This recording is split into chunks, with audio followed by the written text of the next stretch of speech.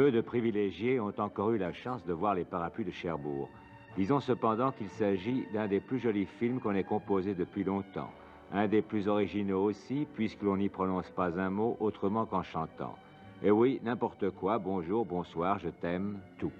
A signaler une révélation, Catherine Deneuve, bouleversante comme les experts n'auraient jamais pu le supposer, voici encore 6 mois.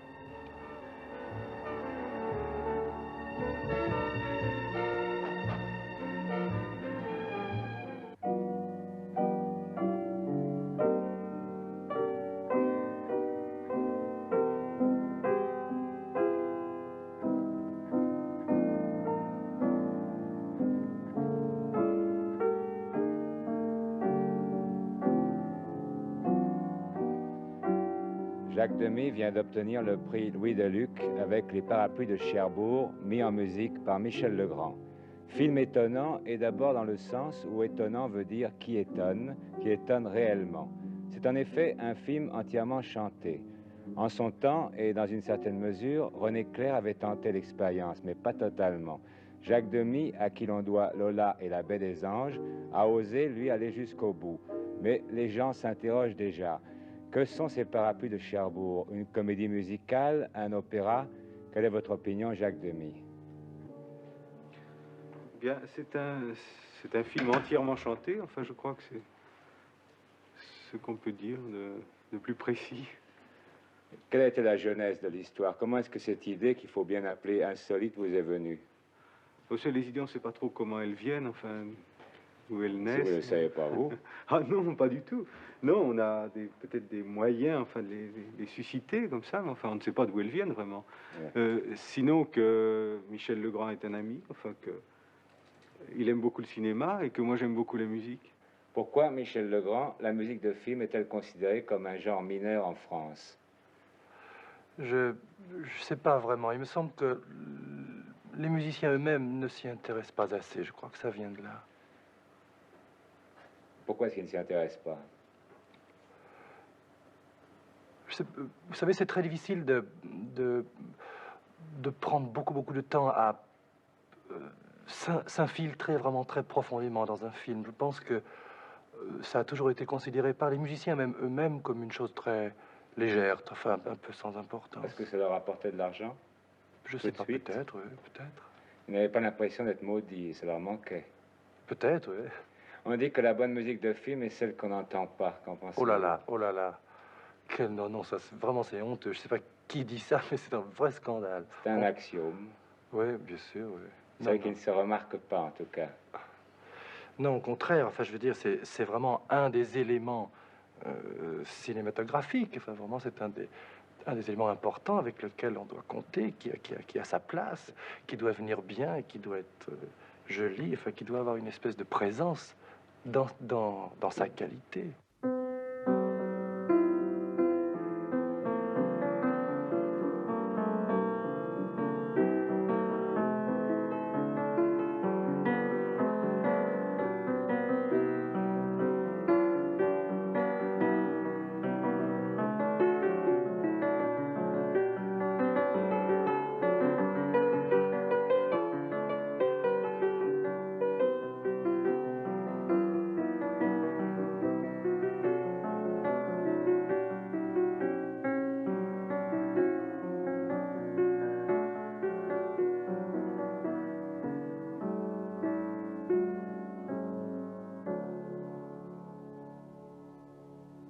Non, mais au moment où tous les metteurs en scène, qu'ils soient jeunes ou qu'ils soient vieux, tiennent absolument à faire vrai, vous tournez délibérément le dos à la vérité. Les gens ne chantent pas quand ils demandent du sel au restaurant ou quand ils veulent qu'on ferme une porte à cause des courants d'air. Pourquoi est-ce que vous faites chanter des gens qui n'ont aucune raison de chanter?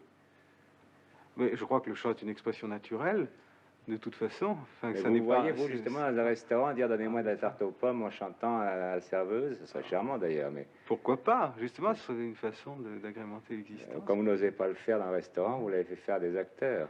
Ah, mais j'ose aussi le faire au restaurant. C'est vrai? Ah oui. Je crois qu'on déjeune ensemble.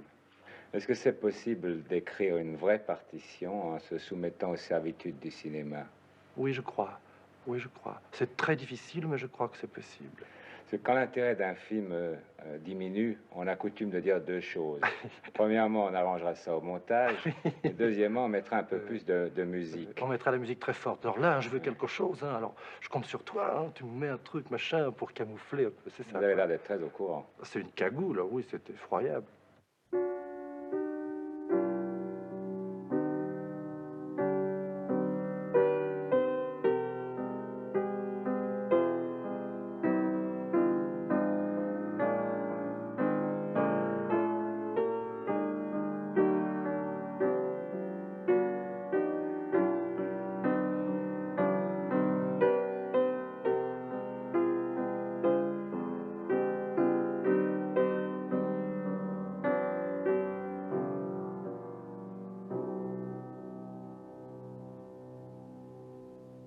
Bon, vous êtes le mari d'Agnès Varda, auteur de Cléo de 5 à 7, ça vous attendiez cette question évidemment, et de remarquables courts-métrages. Est-ce que les qualités de cinéaste d'Agnès Varda ont eu leur place dans le choix qu'un jour vous avez fait d'elle?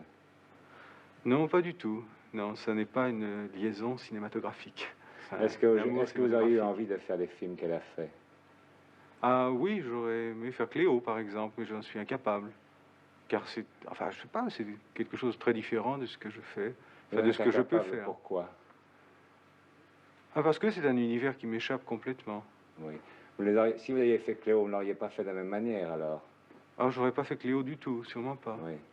Et les autres films d'Agnès Varda? Ah, il y en a un que j'aurais aimé faire beaucoup, c'est Au Saison Château, par exemple. Oui. Mais d'une manière générale, est-ce que vous parlez avec elle de vos films? Est-ce qu'elle vous aide? Nous en parlons, mais elle ne m'aide pas. Enfin, il n'y a pas de rapport entre nous, de travail. Oui. Pourquoi est-ce que vous ne travaillez jamais ensemble? Ben, je crois qu'on n'en éprouve pas le besoin. Enfin, vivre ensemble est bien. Et justement, nous aide à travailler chacun dans notre coin. Qu'est-ce que vous pensez de cette phrase d'un poète bien connu qui désignait un de ses poèmes « Défense de déposer de la musique le long de ses vers ». C'est très joli.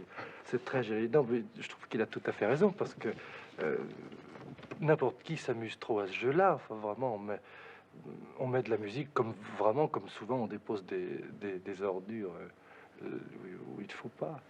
Pour un musicien, faire de la musique de film, est-ce que c'est pas un peu compromettre son âme? Qu'est-ce que vous voulez dire là? Je comprends pas. Ben, c'est du temps qu'il prend sur le temps qu'il pourrait consacrer à faire, par exemple, une symphonie ou...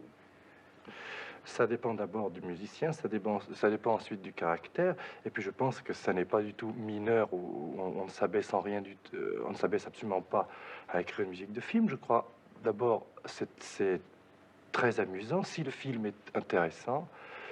C'est amusant car c'est difficile. On est faussement libre. On pense écrire une partition, mais il y a tout de même des contraintes, et c'est au sein de ces contraintes, une fois qu'on les a découvertes, qu'il faut être libre. Et je crois que c'est beaucoup plus difficile que ça n'a l'air, et de ce fait, de par sa difficulté, je veux dire, c'est passionnant.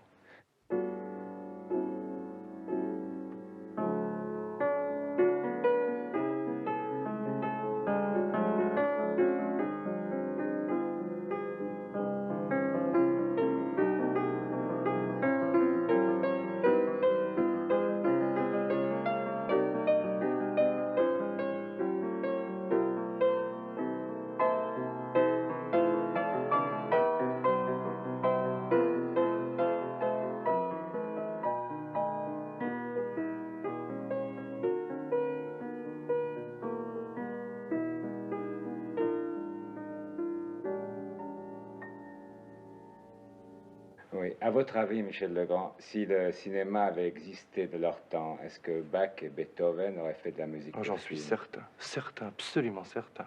Vous ne croyez pas que ça aurait pu diminuer leur chance de composer un jour le concerto brandebourgeois ou les symphonies? Non, je crois pas. Pas du tout. Pas du tout, parce qu'un musicien qui a écrit de la musique, si la musique est en lui, il écrit de la musique partout, que ce soit dans n'importe quelle forme ou style de musique. Je crois qu'il n'y a pas... Il n'y a que la bonne musique, enfin, c'est ça, je veux dire. Et vous, Michel Legrand, malgré le labeur imposé, chronométré du cinéma, est-ce que vous pensez que vous pourrez quand même un jour être l'équivalent de Bach ou de Beethoven? Oh, à coup sûr, non. Ça, c'est vraiment une certitude, alors. Mettons, je dis, l'équivalent d'un musicien classique, d'un homme dont toute la carrière est une carrière uniquement musicale, sans l'apport de personne d'autre que le musicien.